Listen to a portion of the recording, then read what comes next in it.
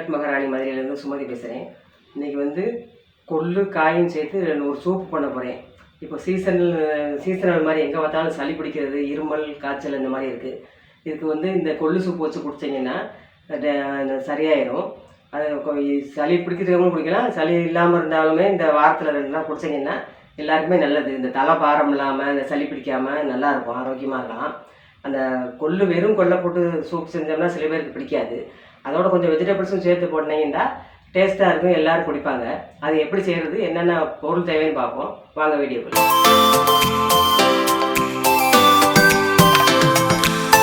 இதுக்கு தேவையான பொருள் வந்து 100 கொள்ளு பயிர் வந்து 100 கிராம் எடுத்திருக்கேன். எடுத்து நல்லா அதை படைச்சி சுத்தம் பண்ணி வச்சுருக்கேன். அதுக்கு வந்து வெஜிடபிள்ஸ் வந்து 2 தக்காளி பழம், அதை வந்து சுடுதண்ணியில் போட்டு எடுத்து தோலை உரிச்சிட்டு வச்சுருக்கேன். அப்போ தான் சூப்புக்கு நல்லாயிருக்கும். ஒரு வெஜிடபிள்ஸ் வந்து உங்களுக்கு விருப்பமான வெஜிடபிள்ஸ் போட்டுக்கலாம். 2 கத்திரிக்காய் நறுக்கி வச்சுருக்கேன், 2 பீன்ஸு, 1 கேரட்டு, 1/2 முருங்கைக்காய், இதெல்லாம் வெஜிடபிள்ஸு. அப்புறம் சின்ன வெங்காயம், ஒரு 4 சின்ன வெங்காயம், ஒரு 3 பல் வெள்ளைப்பூடும், ஒரு சின்ன துண்டு இஞ்சி. அப்புறம் மசாலா வந்து 1 ஸ்பூன் ஜீரகத்தூள், 1/2 ஸ்பூன் மஞ்சள் தூள், 1/2 ஸ்பூன் மிளகுத்தூள் வச்சுருக்கேன். அப்புறம் ஃபைனலாக போடுறதுக்கு பட்டர், ஒரு 1 டேபிள் ஸ்பூன் அளவுக்கு பட்டர் எடுத்து வச்சுருக்கேன். அப்புறம் கொத்தமல்லி, கருவேப்பிலை, பச்சை மிளகா, அவ்வளோதான் இதுக்கு தேவையான பொருள். இந்த கொள்ளு காய் சூப்பு பண்ணுறதுக்கு ஃபஸ்ட்டு இந்த கொள்ளு பயிரை வந்து வறுத்துக்கிடுவோம். இப்போ நான் செய்கிற இந்த சூப்பு வந்து 6 பேர் சாப்பிட்லாம். எனக்கு 3 பேருக்கு செய்யணும்னா 50 கொள்ளு பயிர் போட்டுக்கோங்க. அதுக்கு தகுந்த மாதிரி காயை குறைச்சிக்கோங்க. இது நல்லா வெடிச்சிருச்சு, நல்லா வெடித்து நல்லா வறுவட்டு நல்லா வாடை வந்துடுச்சு. இப்போ வந்து இதுக்கு 3 டம்ளர் தண்ணி ஊற்றிக்கிறேன்.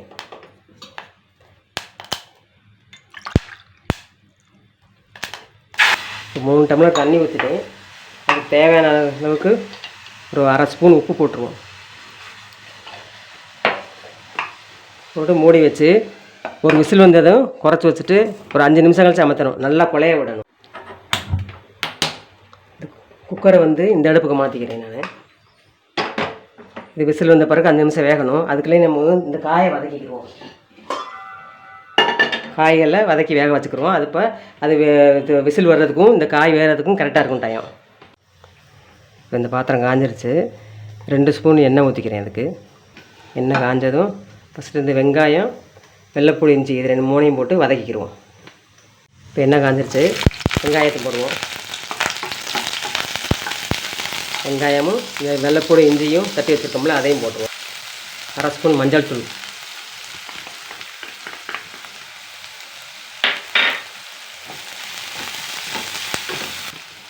அதிலே ஒரு 2 பச்சை மிளகா, சின்னதாக இருந்தாலும் 2 பச்சை மிளகா போடுறேன். கருவேப்பிலை ஒரு பிடி, ஒரு கொத்து மட்டும் கருவேப்பிலை வதக்கிடுவோம். இதை வதக்கிட்டு இதிலே 2 கத்திரிக்காய் இருக்குல்ல, இந்த கத்திரிக்காயும் போட்டுக்கிடுவோம். கத்திரிக்காய், பீன்ஸ் 2, கேரட்டு 1, அப்புறம் 1/2 முருங்கைக்காய், இது எல்லாமே போட்டு நல்லா எண்ணெயிலே வதங்க விடுவோம். ஒரு 2 நிமிஷம் எண்ணெயிலே வதங்கணும். இப்போ காய் நல்லா வதங்கிருச்சு. அதுக்கு ஏற்கனவே அந்த பயிரில் 1/2 ஸ்பூன் போட்டிருக்கோம். இதுக்கு ஒரு 1/2 ஸ்பூன் உப்பு போட்டுருவோம். போட்டு இந்த தோலை உரித்து வச்சுருக்கேன். இந்த தக்காளி பழம் அதையும் சேர்த்துக்கிறோம். 2 தக்காளி பழம் அதையும் சேர்த்துக்கிறோம். அதோட இந்த கொத்தமல்லியும் சேர்த்துக்கிறோம். இதே 1/2 ஸ்பூன் வந்து 1 ஸ்பூன் மிளகுத்தூள், 1 ஸ்பூனு ஜீரகத்தூள்,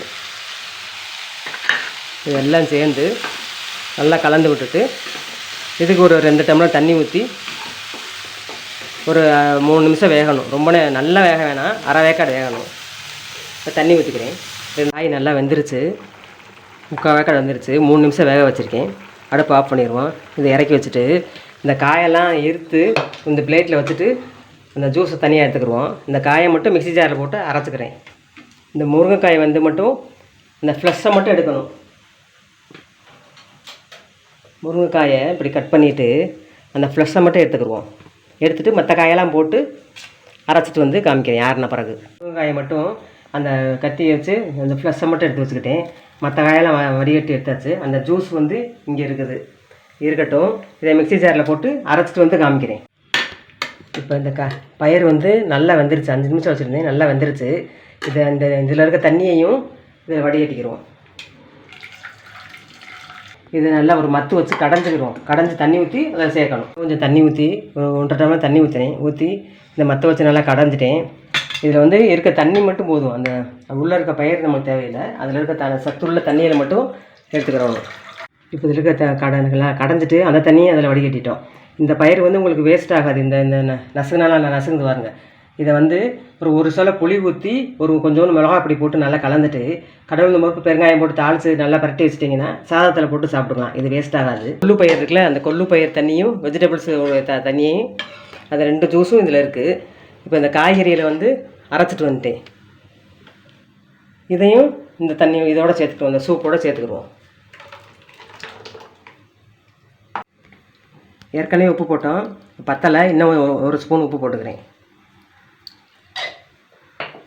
இப்போ இந்த கொள்ளு பயிரோட எசன்ஸு, இந்த காயோட எசன்ஸு, அப்புறம் இந்த காயை அரைச்சிட்டு வந்து அதையும் போட்டாச்சு.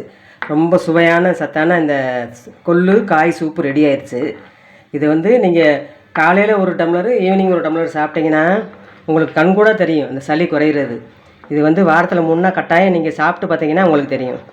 ஃபைனலாக அது நல்லா ஒரு கொதி வரும்போது இந்த பட்டரை போட்டுட்டு அடுப்பு ஆஃப் பண்ணிடுவோம். நல்லா கொதி வந்துருச்சு. இப்போ வந்து நம்ம இந்த பட்டர் சேர்த்துக்குருவோம். சேர்த்துட்டு லேசாக அந்த மல்லித்தலை போட வேண்டியதாங்க. போட்டு அடுப்பு ஆஃப் பண்ணிட வேண்டியதான். அவ்வளோதான், கொள்ளு காய் சூப்பு தயாராகிடுச்சு. இப்போ மாற்றிக்கிறோம், பவுலில் மாற்றிக்கிறோம். இப்போ இந்த கொள்ளு காய் சூப்பு ரெடி ஆயிடுச்சு.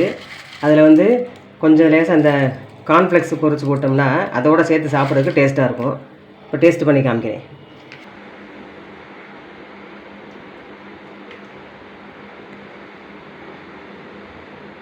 ரொம்ப சூப்பராக இருக்குது. அந்த வெஜிடபிள்ஸோடு சேர்ந்து அந்த கொள்ளு சூப் சாப்பிட்றதுக்கு பயங்கர டேஸ்ட்டாக இருக்குது. அதோட இந்த கார்ன்ஃப்ளெக்ஸ் போடுறீங்கல்ல, இது போட்டது இன்னும் ரிச்சாக இருக்குது. ரொம்ப சூப்பராக இருக்குது. இந்த உடம்பு முடியாமல் வாய் ஒரு மாதிரி மழுமலுன்னு இருக்கவங்க கூட இது வந்து குடிச்சிங்கன்னா ரொம்ப டேஸ்ட்டாக இருக்குது. வாயிட்டுக்கு அந்த சுவை தெரியுது. இது செஞ்சு பாருங்கள் நீங்களும். இது மாதிரி நீங்களும் செஞ்சு பார்த்துட்டு எப்படி வந்துச்சுன்னு கமெண்ட் பண்ணுங்கள். இந்த வீடியோ உங்களுக்கு பிடிச்சிருந்துச்சுன்னா லைக் பண்ணுங்கள், ஷேர் பண்ணுங்கள், சப்ஸ்கிரைப் பண்ணிக்கோங்க.